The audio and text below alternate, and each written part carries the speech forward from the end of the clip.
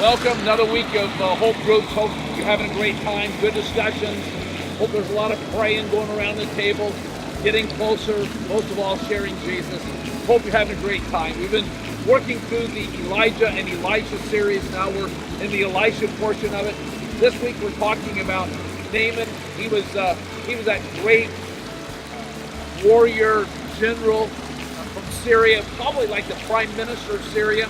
And he finds out one day that he has a spot of leprosy. And of course, the spot of leprosy is going to make him an outcast. He's about to lose everything. He needs healing. And so he doesn't know what to do. But in one of the raids that he'd made down into Israel, he captured a little Israelite girl. And he'd taken that Israelite girl and brought him home to be a servant to his wife. And that little Israelite girl told him that if she were to visit one of the prophets in Israel, he'd probably get healed. It's an amazing thing, isn't it? Here's Naaman. He's a warrior. He's an enemy of Israel. And God puts a little girl, slave girl, in his home to tell him how he can get healed by one of the prophets. Hey, that is the first time he experiences grace. He goes to the king and tells him about Israel and there being a prophet in Israel, and maybe he could get healed there. And the king writes a letter, sends it to the king of Israel and says, you better heal this guy. The king of Israel is distraught, figuring that the king of Syria is trying to pick a fight with him, because there's no way he can heal his general, his prime minister, so he tears his clothes. Then Elisha hears about him tearing his clothes and sends word to the king and says, send him to me. That's point of grace number 2. First, a little girl says, that's a slave.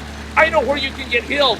Then Elisha just hears accidentally about the king tearing his clothes, and he is moved to help Naaman get healed. Point of grace number 2. Naaman goes down, and he's talking to Elisha, and Elisha says, here's what you need to do. He says, you need to go dip in the Jordan River. He can't believe it. He's angry. He wants something great. He wants something mighty to do. He wants to earn. He wants to pay. He wants to go conquer an enemy. He wants to go take down a nation. He wants to do something mighty to receive grace, but it's none of that. He's supposed to go down to the muddy, old, crummy Jordan River and dip 7 times. Point of grace number 3. There was nothing great he could do for his healing. All he could do is just go wash himself in the Jordan River. Now, I'm standing here right now by this pond, and back here is a bunch of geese, and I want to tell you something, it just stinks around here. If you've been to the Jordan River, it's a muddy old river. He wanted any river but the Jordan River to bathe in, but the Jordan River was the river he's supposed to go bathe in. Why the Jordan River?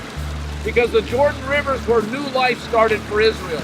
The Jordan River, like our baptism, is where it all began. It's where new life was.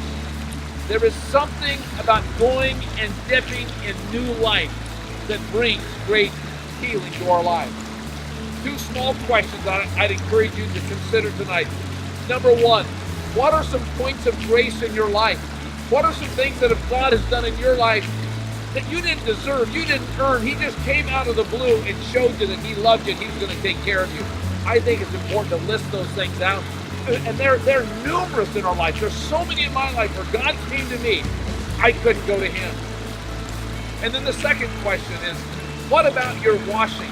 There is something about having been bathed, particularly in the Word of God.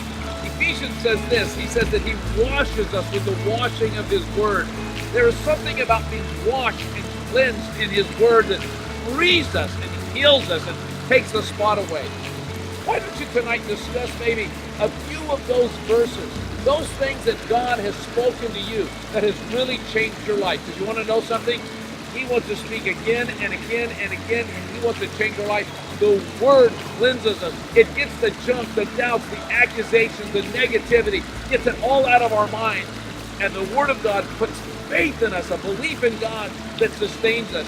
I think it would be good to go back and just rehearse some of those moments that God spoke to us, cleansed us, fortified us, got us ready to move ahead. Because I want to tell you something. There are more words coming. There is more moving ahead coming. There are great days ahead. Let's take a moment, rejoice in those things that God has said, and get our hearts ready to open up for God to even say more. Hope you have a great Hope group this week.